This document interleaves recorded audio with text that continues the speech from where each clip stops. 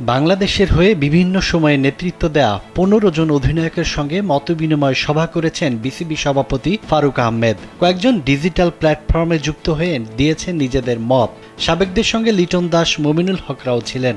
বিপিএলকে কিভাবে আগামীবার আরও বেশি আকর্ষণীয় করা যায় সেটি নিয়েই ছিল মূল আলোচনা। জাতীয় লিগ টি-20 মৌসুমের শুরুর দিকে করা যায় কিনা সে আলোচনা উঠে আসে এই সভায়। বিসিবি কার্যালয়ে সাবেক অধিনায়কদের মিলন মেলায় গুরুত্ব পেয়েছে দেশের ক্রিকেটের অগ্রগতি। সভা শেষে বাংলাদেশের প্রথম টি-20 অধিনায়ক ও বিসিবির ক্রিকেট পরিচালনা বিভাগের ইনচার্জ শাহরিয়ার নাফিস জানিয়েছেন, দারুণ আলোচনা হয়েছে।